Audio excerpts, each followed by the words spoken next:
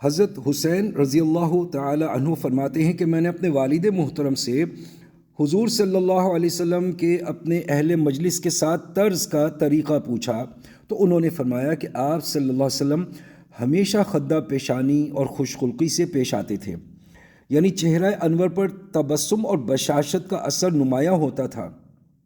آپ صلی اللہ علیہ وسلم نرم مزاج تھے، یعنی کسی بات میں لوگوں کو آپ صلی اللہ علیہ وسلم کی موافقت کی ضرورت ہوتی تھی تو آپ صلی اللہ علیہ وسلم سہولت سے موافق ہو جاتے تھے۔ آپ صلی اللہ علیہ وسلم نہ سخت گو تھے، نہ سخت دل تھے، نہ زیادہ مذاق کرنے والے تھے۔ آپ صلی اللہ علیہ وسلم ناپسند بات سے تغافل برتنے والے تھے، یعنی ادھر التفات نہ فرماتے تھے، گویا کہ سنی ہی نہیں۔ دوسرے کی کوئی امید اگر آپ صلی اللہ علیہ وسلم کو پسند نہ آتی تو اس کو مایوس بھی نہ فرماتے اور اس کو محروم بھی نہ فرماتے، بلکہ کچھ نہ کچھ دے دیتے یا دل جوئی کی بات فرما دیتے۔ آپ صلی اللہ علیہ وسلم نے اپنے آپ کو 3 باتوں سے بالکل علیحدہ رکھا تھا: جھگڑے سے، زیادہ باتیں کرنے سے اور لا یعنی بیکار باتوں سے، اور 3 باتوں سے لوگوں سے بچا کے رکھا تھا۔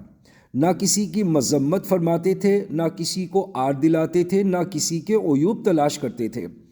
آپ صلی اللہ علیہ وسلم صرف وہی کلام فرماتے تھے جو باعث اجر و ثواب ہو۔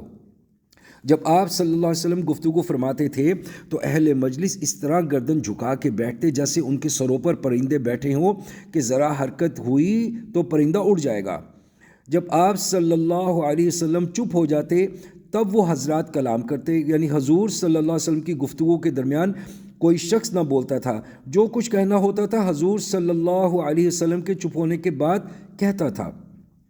آپ صلی اللہ علیہ وسلم کے سامنے کسی بات سے جھگڑتے نہیں تھے، جس بات سے سب ہنستے تھے آپ بھی اس پر تبسم فرماتے تھے، اور جس بات پہ لوگ تعجب کرتے تھے آپ صلی اللہ علیہ وسلم تعجب میں شریک رہتے تھے۔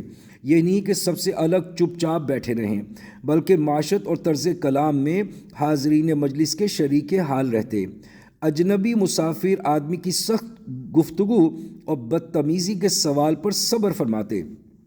چونکہ اجنبی مسافر لوگ ہر قسم کے سوالات کر لیتے تھے، اس وجہ سے بعض صحابہ ایسے اجنبی مسافروں کو آپ صلی اللہ علیہ وسلم کی مجلس میں لے آتے تھے تاکہ ان کے ہر قسم کے سوالات سے خود بھی متنفع ہوں اور ایسی باتیں جن کو ادب کی وجہ سے یہ حضرات نہیں پوچھ سکتے تھے وہ بھی معلوم ہو جائیں۔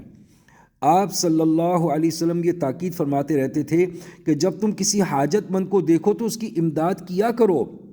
اگر آپ صلی اللہ علیہ وسلم کی کوئی تعریف کرتا تو آپ صلی اللہ علیہ وسلم اس کو گوارا نہ فرماتے۔ البتہ اگر آپ صلی اللہ علیہ وسلم کے کسی احسان کے بدلے میں بطور شکریہ کے کوئی آپ صلی اللہ علیہ وسلم کی تعریف کرتا تو آپ صلی اللہ علیہ وسلم سکوت فرماتے کہ احسان کا شکریہ ضروری ہے، اس لیے گویا وہ اپنا فرض منصبی ادا کر رہا ہے اور کسی کی بات کاٹتے نہیں تھے۔ البتہ اگر کوئی حد سے تجاوز کرنے لگتا تو اس کو روک دیتے تھے یا مجلس سے کھڑے ہو جاتے تھے تاکہ وہ خود رک جائے۔